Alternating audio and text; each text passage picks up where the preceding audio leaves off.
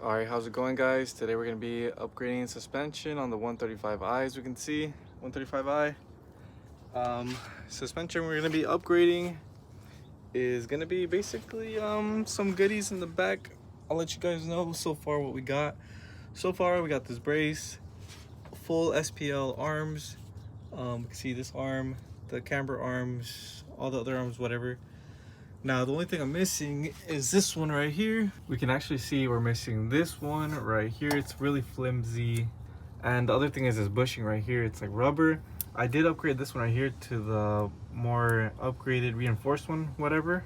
So other upgrade would be the bushing that goes in this lower control arm, because this one is actually pretty busted.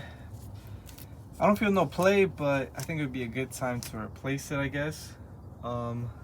Here's basically all the parts, the upgraded bushing thing. This one is stock, but it's gonna be fresh and new. Did buy a whole kit for pressing these things out.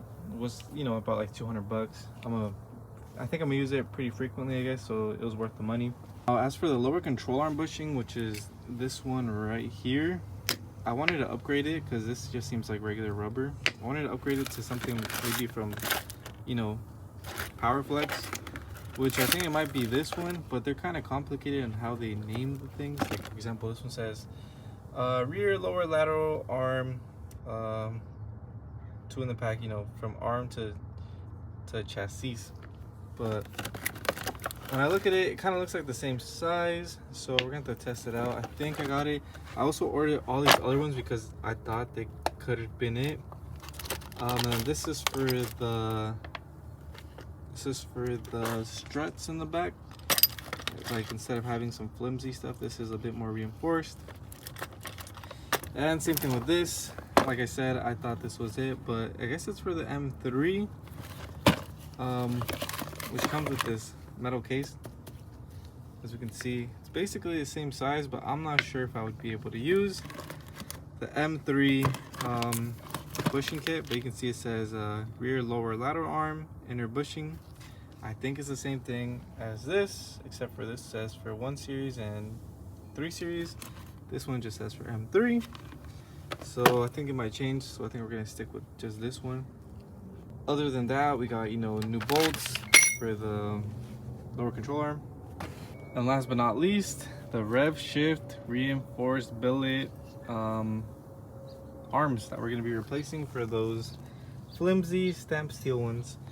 Not sure if you can really notice a huge difference, but I mean, they look nice and they definitely are a lot more beefier and stronger. So we'll see how that goes. Installation should be pretty easy. The only thing is I do have to press out the bushings that go here and here, because like I said, I'm gonna be upgrading them. And yeah, let's get started.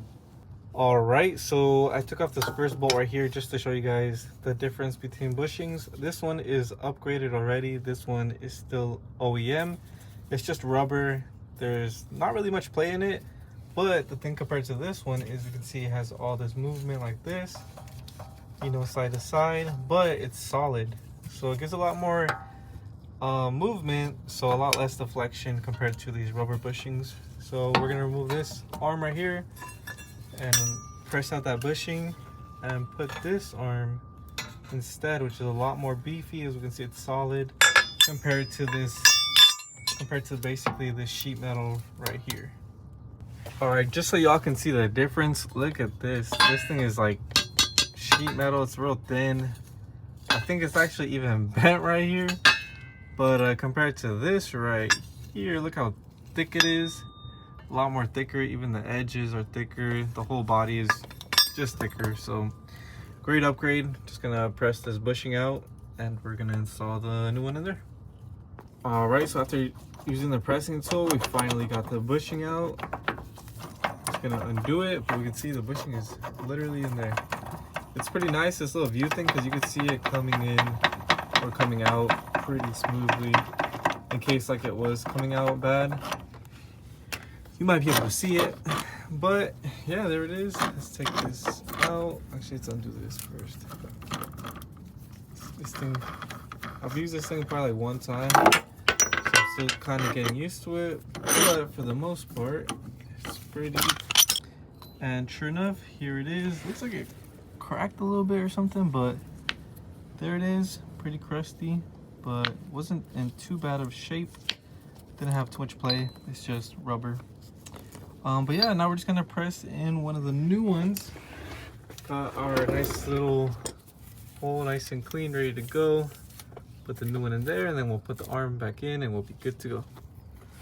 All right, so we put in the new bushing, pressed it in with the tool, super easy to put on.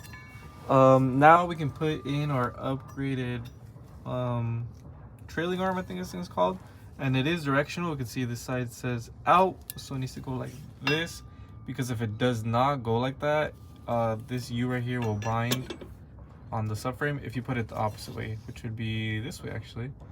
You can see the clearance is a lot smaller compared to this one right here, which has a lot more clearance right here for the subframe basically. All right, so I have put in the new arm, as we can see. Bada bing bada boom, jacked it up from here. If you do not have these upgraded bushings and you have the regular rubber ones, you will have to set the car to ride height and then tighten them down tight, or else you will kind of damage the bushings, because the bushings don't really move like that. But these bushings that I just put in, they move all over, so I can basically tighten them in the down position. But either way, it's good habit to tighten down suspension bushings at right height, which it's at basically right now. It's at right height, so I'm gonna tighten down the two bolts here and over there, and we'll be pretty much good to go. New arms are gonna be in, upgraded bushings, and we'll be set. Now the other stuff, I think I'm gonna do a separate video on. That way, you know, it's separate. But yeah, that's how basically you install these upgraded trailing arms. The other side's gonna be the exact same thing basically. The special tool did help out a lot. However, it is a bit expensive. It's like $200–300, and they don't have those at O'Reilly's or AutoZone or stuff like that. So yeah, that's how you install one of these. I'm gonna try to do it before and after, see if it handles a lot better. I'm hoping it does, just because the difference is just way different in the build quality. But yeah, thanks for watching, and see ya.